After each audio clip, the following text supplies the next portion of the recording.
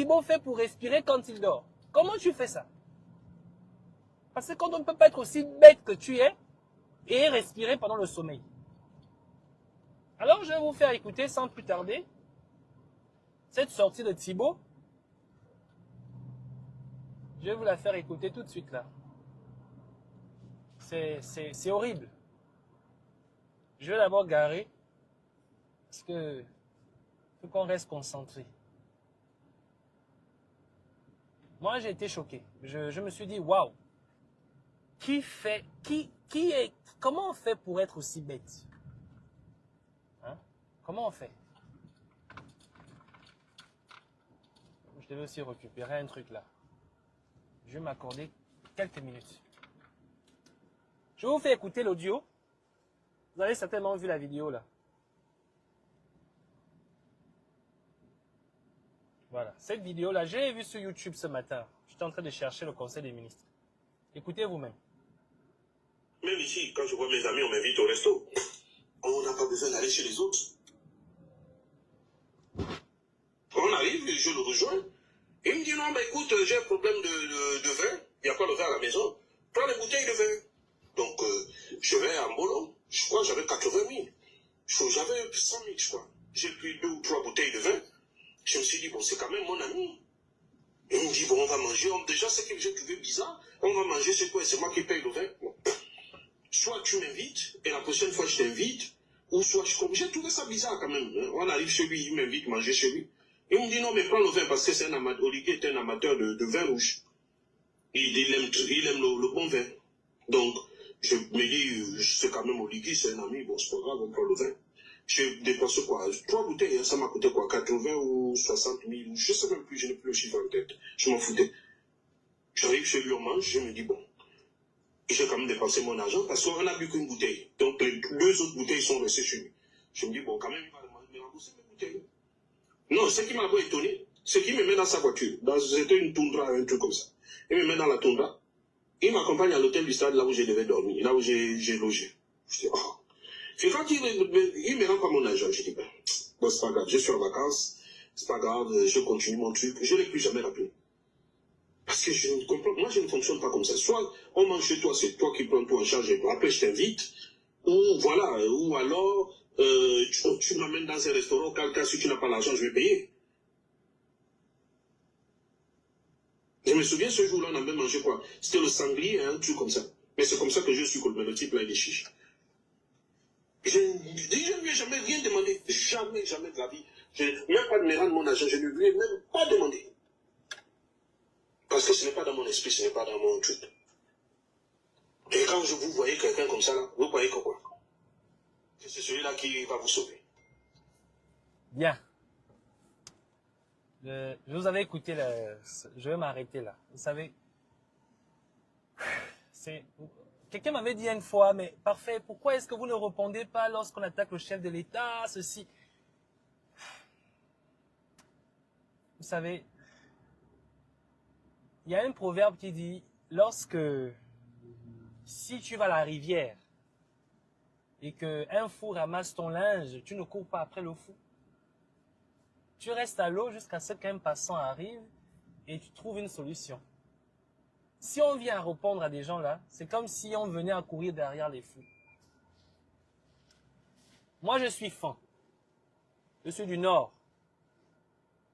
Je suis de la tribu des sangliers, on appelle ça comme ça. Yenguin.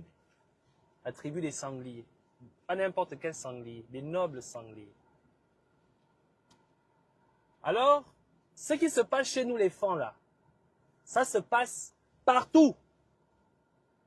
Quand tu es issu d'une famille, qu'elle soit riche ou qu'elle soit pauvre, mais une famille de nobles, famille avec qui transmet le bon savoir-vivre, les bonnes manières.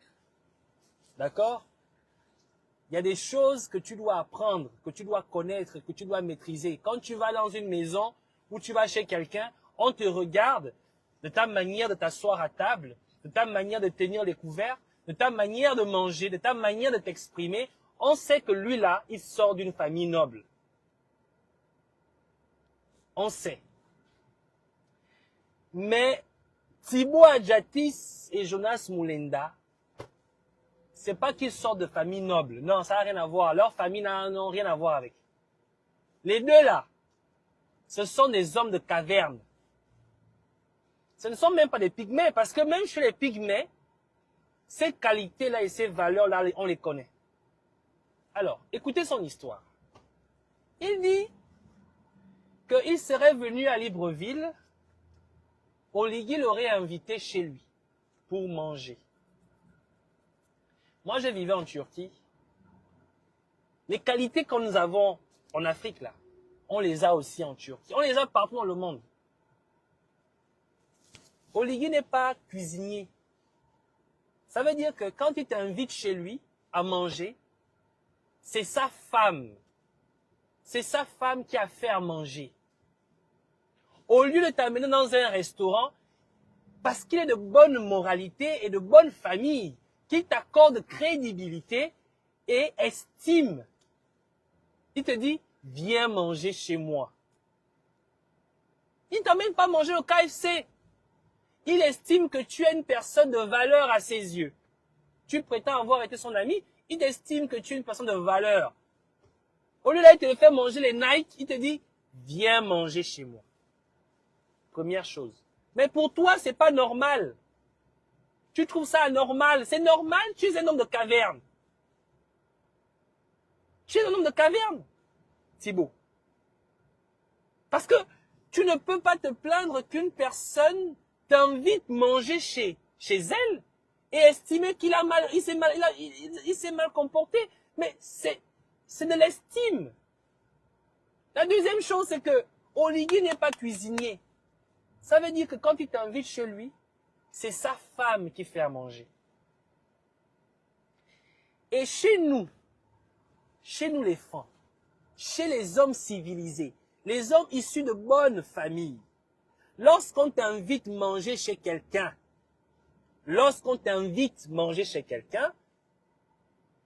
pour rendre hommage aux mets, les mets qui ont cuisiné, la moindre des choses, c'est de dire, mais que boit madame? Qu'est-ce que je peux apporter pour madame? Tu apportes à la limite une bouteille de vin. C'est-à-dire que ça là, on n'a pas besoin de te demander ça. C'est normal, quand tu es issu d'une famille noble, quand tu as reçu une bonne éducation, si je t'invite manger chez moi, je t'invite pas manger au restaurant, si je t'invite manger chez moi, je n'ai pas besoin de te le dire. Je n'ai pas besoin de te le dire. Tu apportes une bouteille de vin. Tu apportes quelque chose, pas pour moi, pour remercier les mains qui ont fait le repas, qui ont concocté le repas. C'est ça, les bonnes manières quand tu vas chez quelqu'un. C'est comme ça. Mais le problème, c'est que Oligui savait que tu es un homme de caverne. Il savait que tu es un homme de caverne. Et donc, il savait que tu ne penseras jamais, tu ne vas jamais penser à le faire. Et comme tu estimes, je ne parle bien de ton histoire, hein, c'est ton histoire. Et comme tu estimes que tu es son frère et qu'il a sa femme, il ne voudrait pas que sa femme se dise que, ah mais chérie, mais tes frères là sont des hommes de caverne pour que tu ne sois pas humilié ou pour que tu ne te retrouves pas dans une situation d'humiliation. Il te rappelle, il te dit, en venant, apporte du vin. Si tu dis toi-même que c'est un amateur de vin rouge, tu es sûr vraiment qu'il manquait de vin chez lui. Il ne manquait pas de vin. Il ne voulait pas que tu viennes bredouille, même ballants. C'est irrespectueux. Il voulait que tu aies l'impression, aux yeux de sa femme, que tu es vraiment issu d'une famille noble. Donc, il te demande de venir avec une bouteille de vin. Mais dans ta tête, c'est pas comme ça que tu perçois la chose. Tu dis que tu es rentré dans un magasin en Mbolo pour aller prendre 3 bouteilles de vin. 3 bouteilles de vin à 60 000 francs. C'est quel genre de vin ça? Les Kassa, les Messa. Tu as apporté tuer les rats, tuer les cafards à quelqu'un qui t'offre un repas chez lui. Tu ne peux même pas prendre une bonne bouteille de vin. Parce qu'avec 60 000 francs CFA, tu ne peux avoir que du mauvais vin. si tu as pris 3 bouteilles de vin, tu ne peux avoir que du mauvais vin. Mais c'est pas grave. Lui, tout ce qu'il voulait, c'est que tu apportes au moins quelque chose en main. Mais pour toi, c'est mauvais. Pour toi, c'est pas bien. Et le pire dans l'histoire, c'est que tu attendais qu'après l'avoir remis ces bouteilles de vin, qu'il te remette de l'argent. Donc, tu voulais aller faire le commerce dans la maison de quelqu'un. Je t'invite à manger chez moi. La moindre des choses pour gratuité ou pour respect pour la femme qui a cuisiné pour moi, pour nous, c'est d'apporter une bouteille de vin. La moindre des choses, c'est ça. Mais pour toi, lorsque tu as apporté cette bouteille de vin, tu attendais qu'il te remette, il te rembourse. On peut être aussi pauvre en esprit comme ça. Moi, je vous ai toujours dit, la différence entre Oligui et Ali, c'est que Ali n'avait personne pour répondre. Parce qu'il était entouré que de bras cassés. Et votre stupidité, là, on viendra toujours vous mettre sur le grill. Parce que vous n'avez rien contre l'homme, vous avez simplement la faim. C'est la galère, la faim, là. Vous avez tellement faim que vous vous en prenez à quelqu'un et vous commencez à sortir des bêtises. Ça, c'est des ordures que tu sors. Moi, à ta place, comment tu peux avoir le courage de faire un live, une vidéo où tu oses dire que il m'a invité à manger chez lui et il m'a demandé de prendre du vin. Il ne m'a pas remboursé mon argent. Mais comment tu peux être aussi bête? Moi, je sens que de voir dans quelle mesure je peux trouver un taxi-gars pour toi. Mais moi, je me demande comment tu vas conduire. Si tu manques même de savoir vivre à ce point-là, comment tu vas conduire? Mais qui fait ça? Qui dit une chose pareille? Oh, mais je ne lui ai rien demandé, mais tu demandes. Plus la preuve en est que tu as fait un live là-dessus. Donc tu demandes qu'il te rembourse. Bon. Tu as dépensé combien? 60 000, non? Envoie-moi ton nom. Je vais te rembourser tes 60 000. Donc, ça fait 10, 20, 30, 40, 50, 60. Voilà. Voilà 60 000. Envoie-moi le nom, je te fais un western. Moi, je vais te rembourser 60 000. Envoie-moi ton nom. Hein, Thibaut Adjatis. Envoie le nom. Je te rembourse ces 60 000 francs. Le vin, le messa, le mauvais vin que tu as acheté, tuer les rats, tuer les cafards, c'est pour ça que j'ai fait oublier aux gens. J'ai payé le vin. Mais putain, mais comment on peut être aussi pauvre d'esprit? Tu sais, il y a un proverbe enfant qui dit, Mendi monko, anga binena agbele si, nda agbele min. Traduction en français, le jus de canne. Tu vois la canne à sucre? Hein? Tu vois la canne à sucre, non? Le jus de canne pensait qu'en sortant de la canne à sucre, il devait directement verser le sol. Il devait directement mouiller le sol. Mais en fait, quand il sortait de la canne à sucre, il s'écoulait sur le long de son propre tronc. En pensant mouiller le sol, il se mouillait lui-même. Toi, en faisant cette vidéo-là, tu pensais que tu allais humilier Oligui, mais en fait, tu t'humilies toi-même. Tu mets à nu ta stupidité, ta bêteté, ton manque de finesse et ton manque d'élégance. Ton manque d'intelligence. Ton manque de savoir-vivre. Donc, tu ne sais pas que quand tu vas manger chez quelqu'un, tu apportes une bouteille de vin ou tu apportes quelque chose pour la femme qui a cuisiné. Tu ne sais pas ça. À ton âge. À ton âge, tu ne sais pas ça. Que quand quelqu'un te dit que non, viens manger chez moi, c'est un honneur qu'il te fait. Et quand toi tu pars, pour remercier les mains qui ont fait la cuisine, tu apportes une bouteille de vin. Tu apportes quelque chose. Tu ne sais pas ça. Et c'est chez lui que tu vas aller faire le commerce. Donc tu payes du mauvais vin. À 10 000 francs, tu as acheté ça. Et tu espères qu'il te donne combien? 200 000, 300 000. Mais comment on peut être pauvre d'esprit à ce point-là? En réalité, il a voulu sauver ton image. Parce qu'il savait que tu es un homme de caverne, tu devais débarquer là-bas avec les mêmes bras ballants.